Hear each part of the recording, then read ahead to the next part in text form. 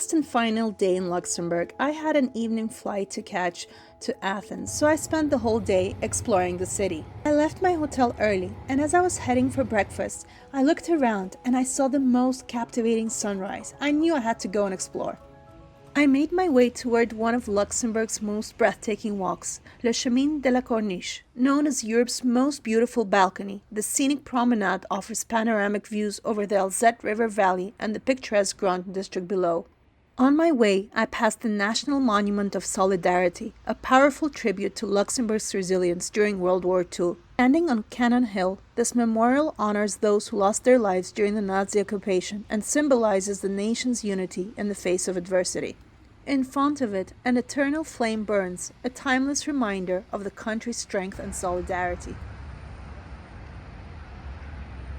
Continuing my walk, I came across the Palace of Justice, a striking neoclassical building that houses Luxembourg's Supreme Court. With its grand facade and imposing columns, it reflects the nation's commitment to law and governance. Situated in the heart of the city, this building plays a crucial role in Luxembourg's judicial system, reinforcing the country's position as a major center for European and international law. Good morning, guys. I'm on my last and final day of the trip, and I'm in Luxembourg now. Yesterday I couldn't come and see the city because I went to Moselle, the wine region, but I was blessed with the most beautiful sunrise today. The weather is perfectly crisp and thankfully it's not raining. And this is where I'm standing. It is Corniche. Well, that's where Abu Dhabi got inspired by the name, and this is supposed to be the most beautiful view of Europe. Let me know what you think in the comments below, but I'm pretty amazed. It's beautiful. After making a stop at the Scenic Corridor, a picturesque path that runs along the city's ancient fortification, I walked along this elevated walkway where I was treated to sweeping views of the Alzette River Valley. From here, you can see the rooftops of the Grand District below. The contrast of medieval walls against the lush green landscape made it a perfect place to pause and take in the beauty of Luxembourg. I reached the Spanish Gate, one of the last remaining entrances of the city's once mighty fortress. This historic passageway built during the Spanish rule in the 17th century is a reminder of Luxembourg's strategic past and its role as one of Europe's most fortified cities. Emerging from the Spanish Gate, I finally arrived at the Le Chemin de la Corniche. The view here was nothing short of spectacular. The rooftops of Grund, the winding Alzette River, and the St. John's Church standing proudly in the valley below. With its simple yet elegant Baroque design, the church stands out against the pastel-colored houses and medieval walls that surround it.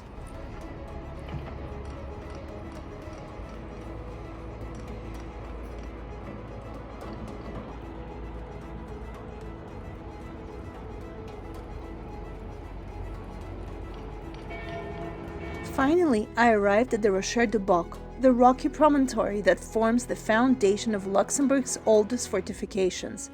It was here in 963 AD that Count Siegfried built the first castle, marking the birth of Luxembourg City.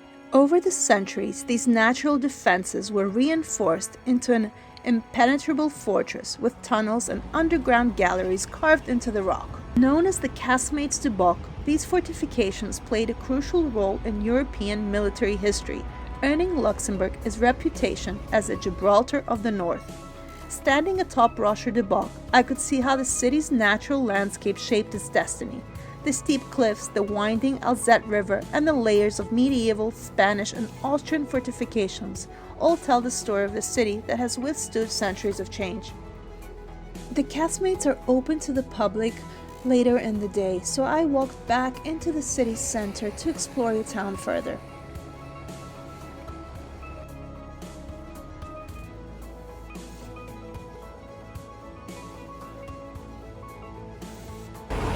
This is ice. From a distance, I could see one of Luxembourg's most iconic landmarks, the Grand Duchess Charlotte Bridge, more commonly known as the Red Bridge. This striking structure connects the city's center to the European quarter on Kirchberger Plateau, spanning an impressive 355 meters across the Pfaffenfeld district. I arrived at one of the city's oldest and most historically significant churches, St. Michel Church. Located between the ancient fortifications and the winding streets of the Old Town, this church has stood as a symbol of faith and resilience for centuries. Originally founded in 987 AD by Count Siegfried, the church has been rebuilt and renovated multiple times due to wars and conflicts, each transformation adding new layers to its architectural charm. What stands today is a striking blend of Romanesque, Gothic, and Baroque elements reflecting the city's rich history. Walking inside, I was immediately drawn to the church's stunning stained glass windows, which bathed the interior in soft, colorful light. Leaving St. Michel Church, I continued my walk through one of Luxembourg's most fascinating hidden passageways, Passage du Palais. This narrow, time-worn corridor is more than just a shortcut, it's a journey through history. I stepped inside, I noticed a Roman mosaic embedded in the wall, an ancient depiction of fish, astonishingly well preserved after centuries. It's a quiet reminder that this very spot was once at the crossroads of two Roman trade routes, in what was the heart of Luxembourg's old fish market district. After passing through Passage du Palais, I arrived at Place de Clairefontaine, a quiet square near the Cathedral of Notre-Dame and the government district. Once home to a refuge of Clairefontaine Abbey, the original shelter was demolished in 1933, but its name lives on. At the center stands a monument to Grand Duchess Charlotte, designed by Jean Cardot and unveiled in 1990. I continued my walk to William Square, also locally known as Knuedler. This historic square has been a central gathering place in Luxembourg City since the 13th century, originally home to Franciscan church and monastery. Today, William Square is a vibrant space home to Luxembourg's town hall and the city tourist office. It regularly hosts markets, open-air concerts, and cultural events. Standing in the heart of Luxembourg City, the Grand Ducal Palace is the official town residence of the Grand Duke, and one of the city's most striking landmarks. Its 16th century Flemish Renaissance facade makes it one of the most beautiful buildings in the capital. While the majestic interiors and grand staircases featuring stunning light designs by Ingo Maurer remain private for most of the year, visitors can explore them exclusively during summer guided tours. I briefly stopped here to enjoy the changing of the guard ceremony.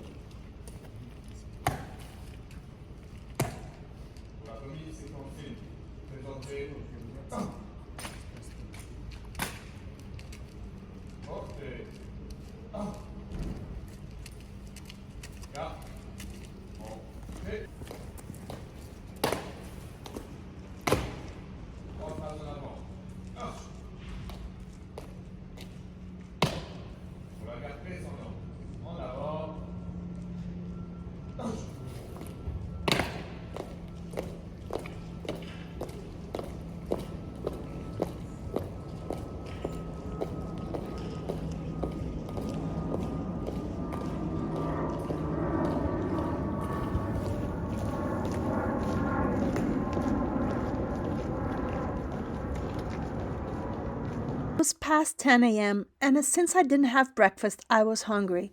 So I took a short break at Bistro Presse. I ordered Wayne Zoussis, a traditional dish of pan-fried sausages served in a creamy white wine sauce. Served alongside mashed potatoes and mustard, it was the perfect hearty meal to recharge before continuing my walk. I continued to one of Luxembourg's most iconic landmarks, Notre-Dame Cathedral. The stunning cathedral, originally built in the early 17th century, is a masterpiece of late Gothic architecture with elegant Renaissance and Baroque elements. Its grand entrance, adorned with intricate stone carvings, leads to a breathtaking interior filled with stained glass windows, soaring columns, and detailed sculptures. One of its most significant treasures is the crypt where members of the Grand Ducal family are laid to rest. Notre-Dame Cathedral is also home to the statue of Virgin Mary, the patron saint of Luxembourg. Every year, during the Octave pilgrimage, thousands gather here to honor her, making it a deeply important religious and cultural site.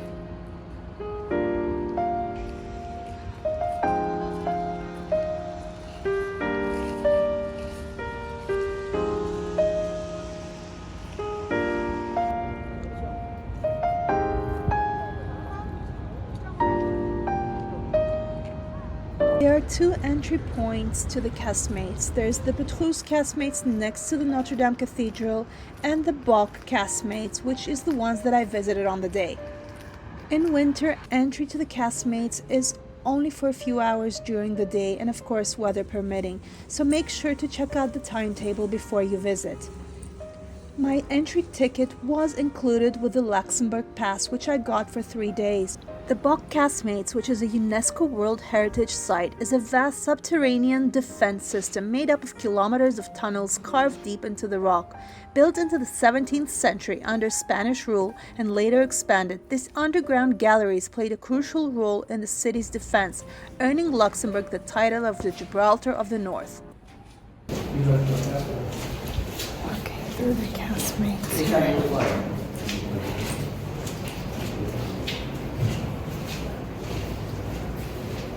Exploring the archaeological crypt, the antechamber to the Casmates is an equally remarkable experience, revealing layers of history hidden beneath the city. From the Casmates, the views are breathtaking. You can gaze out over the Grund, Clausen, and Pfaffenthal districts, offering a perfect contrast between Luxembourg's medieval past and its vibrant present.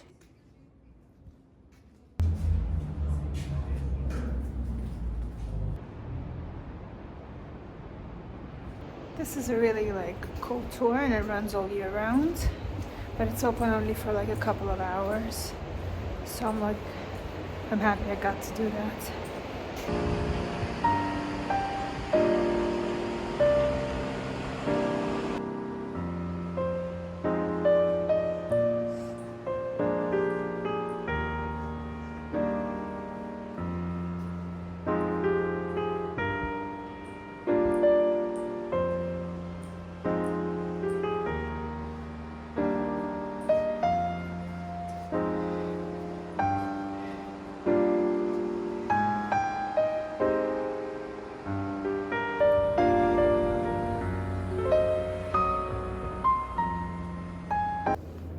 So this is one of the best views. You can see the church.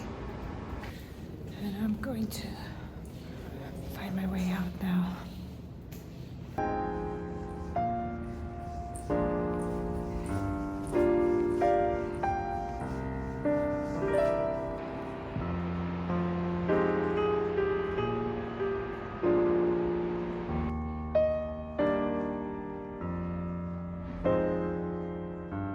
As I was walking towards the Luxembourg City Museum, I came across this new mural, which is only going to stay for 2 months apparently, and it was completed by Rezo and Honk.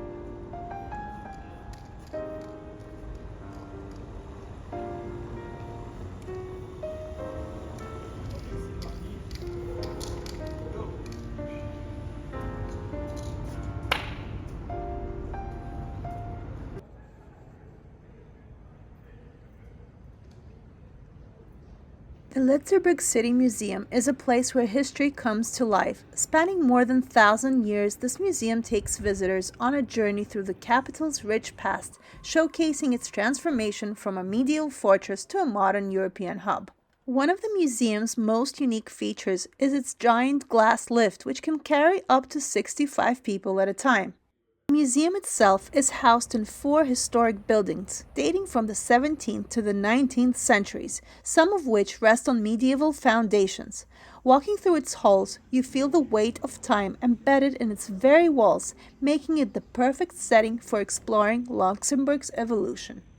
The museum's highlight is the Luxembourg Story, a permanent exhibition that tells the city's history through original artifacts, interactive models, and multimedia animations. From medieval maps and ancient manuscripts to historical documents and urban planning models, this exhibition offers a deep dive into the city's growth over the centuries.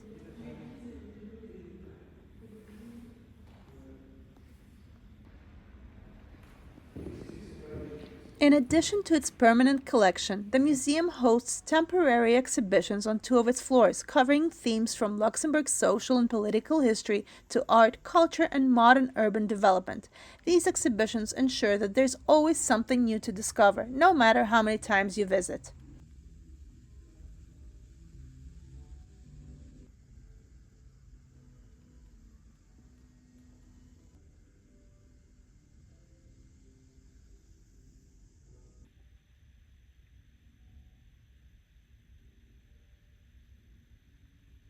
One of the museum's most fascinating temporary exhibition is Babel Heureuse, an exploration of polyglossia and translation in a historical and philosophical context.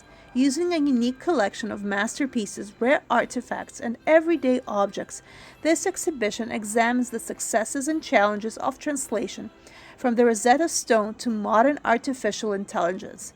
Inspired by the ideas of Roland Barthes, it questions whether a happy Babel, a world where linguistic diversity thrives, could ever exist.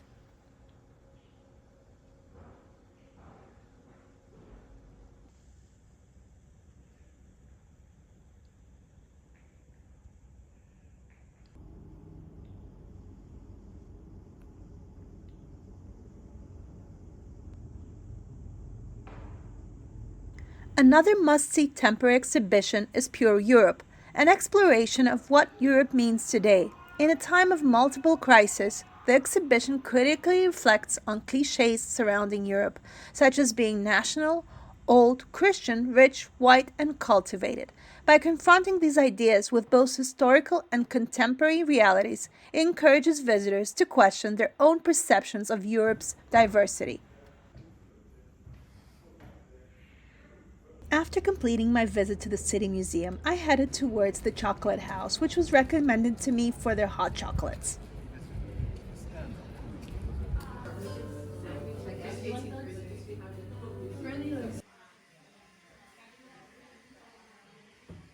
You have to open this and put this in here.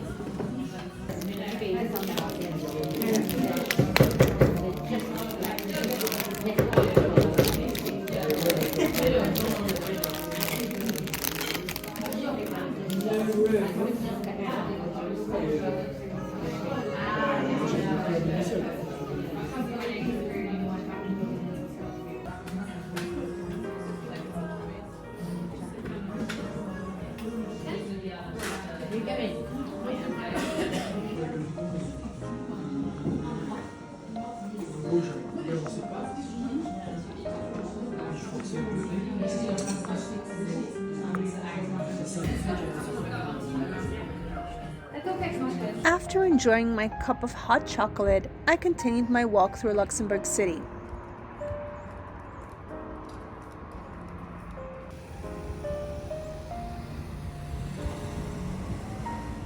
I arrived at Grand Rue, the capital's most famous shopping street. Lined with luxury boutiques, high-end brands, and charming local shops, Grand Rue is the heart of the city's elegant shopping district. Whether you're looking for design fashion, fine jewelry, or unique Luxembourgish souvenirs, this bustling street offers a little something for everyone.